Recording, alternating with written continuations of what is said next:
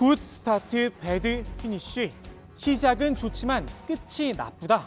자타공인 정치 구단으로 통하죠. 박지원 국정원장이 국민의힘 김종인 비대위원장을 평가하며 한 말입니다. 사실 김종인 위원장은 보수와 진보를 넘나들며 어디선가 누군가에 무슨 일이 생기면 달려가는 짱가 같은 존재였습니다.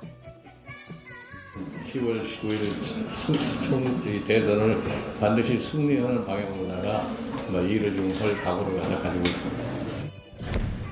문재인 대표의 진정성을 믿고 오랜 고민 끝에 더불어민주당 조기 선거대책위원장을 맡기로 하였습니다.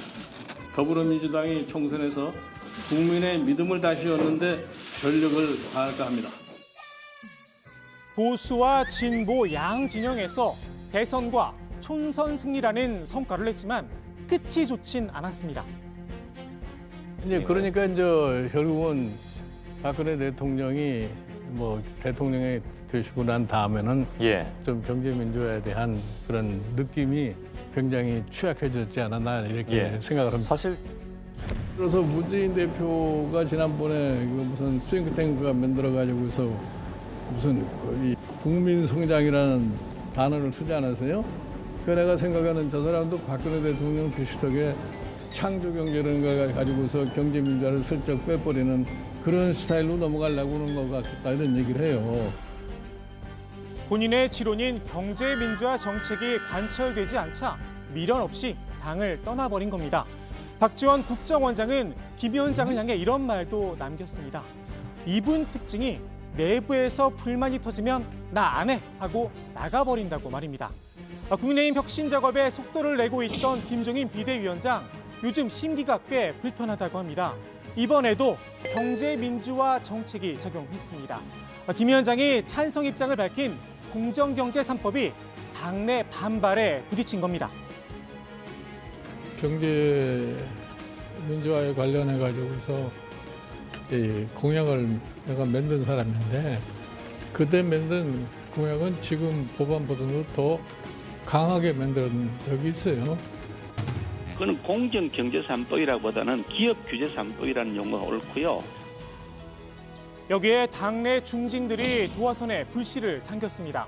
앞서 국민의힘은 원구성을 하며 18개 상임위원장 자리를 모두 포기했었죠. 이 자리가 좀 아쉬웠나 봅니다. 국정감사가 끝나면 11대 7로 재분배하자 요구를 한 겁니다. 결국 김 위원장이 폭발했습니다.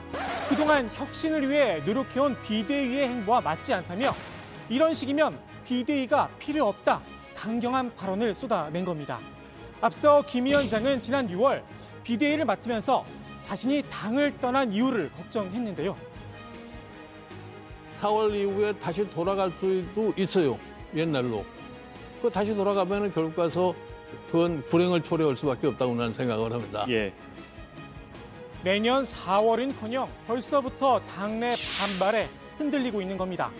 김 위원장은 미리 선거대책위원회를 꾸려 내년 재보궐선거를 야당의 판으로 만들려는 계획도 세웠지만 이 역시 불가피하게 수정했습니다. 당초 성대위원장에 유일호전 경제부총리를 내정했었는데요. 이를 처리하고 삼선의 김상훈 의원으로 교체를 했습니다. 조직 이름도 경선준비위원회로 한 단계 낮췄습니다.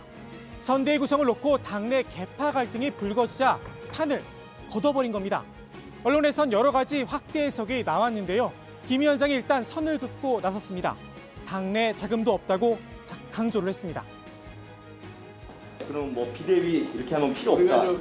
4.15 총선 이후에 가졌던 그 긴장감을 계속해서 유지해야지 우리가 안이한 사고로 가면 안 된다 이렇게 얘기를 한 거예요. 굿 스타트, 배드 피니쉬. 시작은 좋았지만 늘 마무리가 좋지 못했던 김종인 위원장. 이번에 이 징크스를 깰 수 있을까요?